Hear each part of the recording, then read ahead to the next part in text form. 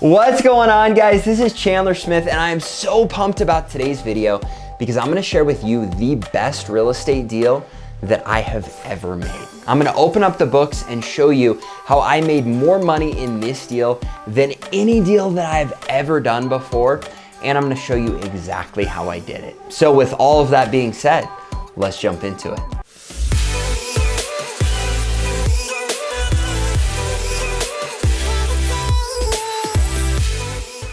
All right, guys, I'm super pumped about this video because this deal has completely changed my life. And so I'm so excited to open up the books, show you all the numbers, because it's deals like these that get you hyped to buy real estate. And going through these numbers, looking back at this deal has gotten me ecstatic about finding another deal just like it. The other reason I'm really excited to share this deal with you is it's been a huge success.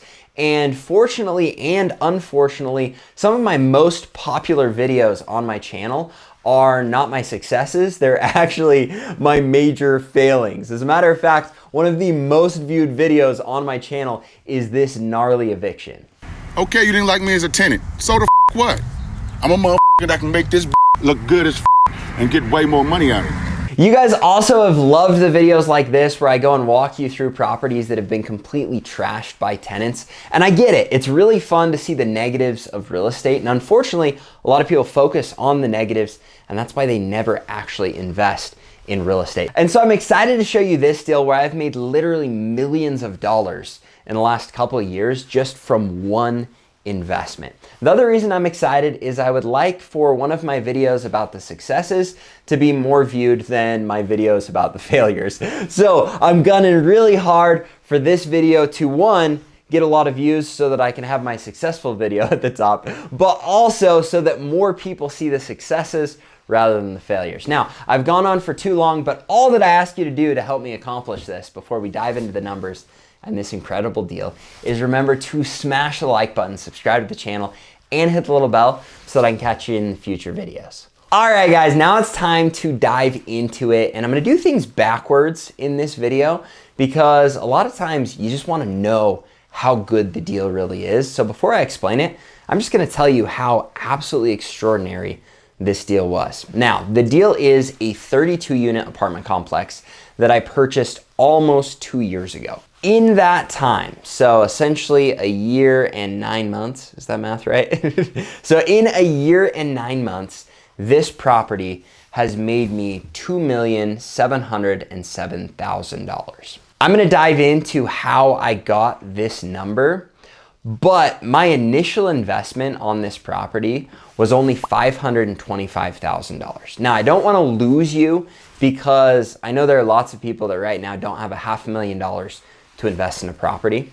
However, this deal is very similar to multiple deals that I've done that have only required $25,000. And yet I was able to get the same percentage return. Now, is it much cooler to invest $500,000 and then make $2.7 million? Yes, it is. And that's why anyone that has the funds to be able to go into bigger deals first, I'm always going to say buy the bigger deals because wow, are they incredible when you do them right. However, if you're someone that you're starting out and you're trying to get into investing in real estate and you just have 25 or 50 or maybe even only $10,000 to invest, I'm here to tell you, you can do the same thing. And that's exactly how I started to get to the point where now I can do a deal where I invest $500,000 and in 2 years make $2.7 million. One other quick reminder for all of you new investors out there, I'm gonna dive into the numbers, and so don't get overwhelmed. However, recognize these things are very easy to learn just by going to the other videos in my channel. So if you're nervous and you wanna start investing in real estate, go check out my other videos. I've done tons on duplexes, fourplexes, single family homes, and I've shown you how to use the same process to invest in real estate and get a massive return and passive income for the rest of your life. Now, I've told you that I made $2.7 million over the course of the last 2 years on this deal. However, just in cash flow alone, like that's money into my bank account that I can spend on a monthly basis, this deal will pay me $150,000 or more every single year for the rest of my life, on top of the $2.7 million return that I've already gotten from it. So if you're stressed out, if you're feeling like, these are big numbers, I can't do it, you can. You just have to start out with those smaller deals. And so go check out the other videos. If you're at a point where you're really wanting to get into it, you can also go snag my real estate investing course. And right now we're still doing a deal for the Cyber Monday or whatever Friday. I just did a deal for 1 week, and this is the lowest price that my real estate investing course will ever be. Now, we've done this deal before. However, this is the last time we're going to do it because we're revamping the entire course this next month, and we're gonna up the price to $500. Right now, if you use the code down in the description, it's Black Friday. That's what it is. Code is Black Friday. And if you use that, you can get the entire real estate investing course for just $199. Now, I've talked way too long about that. Let's dive into the numbers, and I'm gonna show you how this deal made me over $2.7 million in the last 2 years. I was looking for a multifamily investment property, and we connected with someone. It was an older owner. They'd had this property forever, and they hadn't raised rents forever. Now, the management side of things was kind of struggling. They weren't collecting rents properly. They weren't taking care of the little maintenance issues. But overall, they were doing a decent job, and no one was complaining because people had been there forever, and the new people that were coming in were getting the same rents. So you've got a 900 plus square foot apartment with 2 bedrooms, 1 bathroom, a nice kitchen, a nice living room that should be renting for $900 or $1,000, and they were renting it for like $500 to $600. So we saw a huge opportunity to add value to the property. Now, the issue run into with a seller like this, most sellers want to sell it as if each of the units are renting at $900 or $1,000, even though they're renting at $500 because they see other properties selling at this. So we have a back and forth negotiation of saying, no, you can't even pay the mortgage right now if we were to do it at that purchase price. As a matter of fact, even doing it at the purchase price that we want to get it at, we're not doing very well on that, because with only $500 or $600 per month from each tenant, that's really hard for us to pay our bills. Now, we know we're going to increase management and we know we're going to be able to increase rents, but it's still kind of a scary thing. And so that's kind of what you use to negotiate against the seller, and they're negotiating against comparables of other stuff with the same square footage that's selling. And so you have this back and forth. Well, we had the back and forth, and we agreed on $2.1 million for the purchase price, which would turn out to be an absolute steal. I'm gonna explain how. But for them, it was a big win because that was at probably like a 5 or 6 cap. There's actually a video I did right when I purchased this property. I'll put the link right here and you can go and check it out. But it was really low. It was like a 5 or 6 cap that we were buying the property at, which is not a good place to be when you're purchasing the property. But that was based on their rents. So we immediately went in, we fixed all of the management issues, and we were able to increase rents. Now, a lot of times we'll get flack for increasing rents with tenants that have been there forever that have really low rents, but it's just the reality of the business. I mean, we paid a lot more for the property than the previous tenant, and it's what the market demands. However, we still try our best to make sure we're reasonable with these tenants. So the way that we handle it is we put a letter together, we give them a 30-day notice, and only once their current lease is up. Luckily for us, most of these tenants were just month to month, but those that had 3 months, 4 months, 6 months left on their lease, we couldn't send them this note until their lease was up, and then we had to give them 30 days notice after that. So we give them the 30 days notice, we give them a note that says, look, we want to increase rents to $950 on these units. However, if you stay, we'll do it at $850 because we still want to give you a discount for staying here in the units. Usually we'd have a third to a half of the tenants say that they wanted to leave or just go month to month and we're thinking about leaving, and the rest will usually stay. With this specific property, over the course of the next 6 months to a year, we probably had about half the tenants leave and the other half just stayed and paid the extra rent because there was nowhere else that was going to give them that good of a deal. At $850, even though it was way more than the $500, $600 that they were paying, it was still way less than what they could get a 2-bedroom apartment with this square footage anywhere else. So over that time period for my management company, it was probably a lot of work, a lot of stress, and there were little renovations here and there.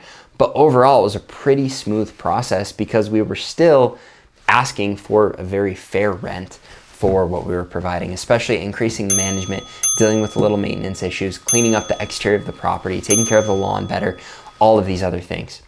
So over the course of that year, rents just drastically went up because we made these fixes to the property. And this is your goal anytime you're investing in real estate. Your goal is to go and find a property that in some way you can add value. Now, a lot of times people think that you need to add value by maybe adding another bedroom, maybe doing a renovation.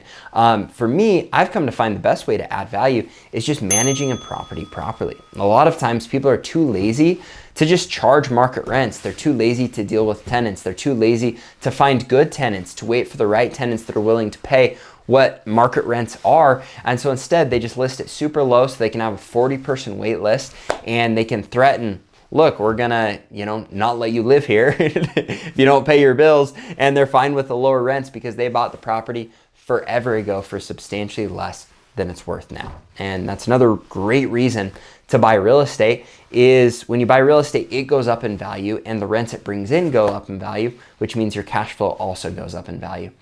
So that is a breakdown of the property. Here we are 2 years later where we've been able to stabilize the property. The average rents are at $900.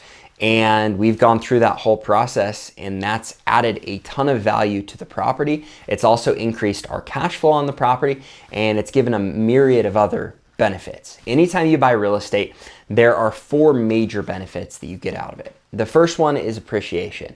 And I kind of group that in with value add, but essentially you buy the property for this and then you get appreciation to it. You get more value. The property is worth more as time goes on. And a lot of times that appreciation can be forced by increasing rents. And then because the rents are higher, the property is worth more. But also with inflation and other things, properties just naturally become worth more and more money as time goes on. The next one is cash flow. Now, every time people pay rents, that you've got expenses going out, your taxes, your insurance, your maintenance, your mortgage, but then whatever is left after all of that is your cash flow. So people pay rents, your expenses go out, and then that cash flow is just cash that gets deposited into your account every single month. And I'm actually gonna open up my account and show you the cash flow on this property so that you can see all of that money coming in, and so that you believe me on these numbers, because I wouldn't believe it myself if I didn't see it. The next one is principal paydown. Now, with any property, you are paying off a mortgage every month if you get a loan on that property. On this particular property, over the course of the last year and 9 months, we've paid off, I wrote it down here, we've paid down $89,000 on the loan. So we've paid more than that in interest, but actual pay down on the loan is a clean $89,000. So that's essentially money that is in our pocket that we've gotten, because now granted, you don't have access to that money unless you refinance or sell the property, but you've paid it off of your loan. And so it's locked up in the bank that is your property. So we've talked about appreciation, cash flow, principal pay down. The last thing that I need to talk about is the tax benefits. Now, we use something called cost segregation. And so what we do is we accelerate the depreciation on a property so that we can take a lot more off of our taxable income every year. Now, you can only depreciate the property based on what the actual property is worth. So you can't depreciate the land, you can depreciate the property, but when you accelerate it, you can do that a lot. So on this particular property, year 1, we were able to take $840,000 of depreciation. So if you're like me, I'm taxed at a 45% because you've got income in the highest tax bracket. When you can get that against your taxable income, $840,000 off, that saves you $378,000 in taxes. I'm so excited about this deal because looking at the numbers just got me pumped. And so I am just word vomiting all over this video, but I'm gonna go through the appreciation, the principal pay down, the cash flow, and the tax benefits, and show you how much I made on each one of those so that you can see where I got to the $2.7 million. And the reason that I already shared the taxes with you is this was able to save me, over $300,000 in taxes that I would have had to pay that I didn't. Now, I know that's gonna send up a lot of red flags for people, but you need to understand this isn't tax that won't need to be paid at some point. This is, you're pushing your tax burden down because you're taking depreciation, but the property isn't actually going down in value. It's actually going up in value.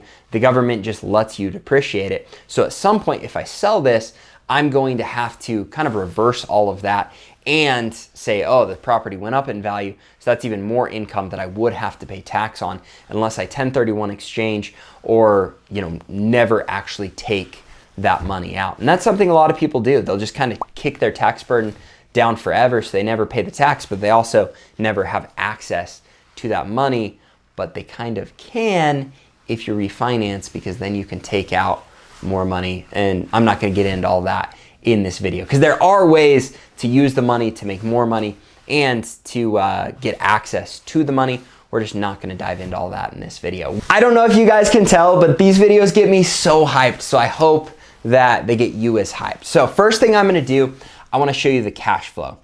With my management company, they collect rents, they take their management fees.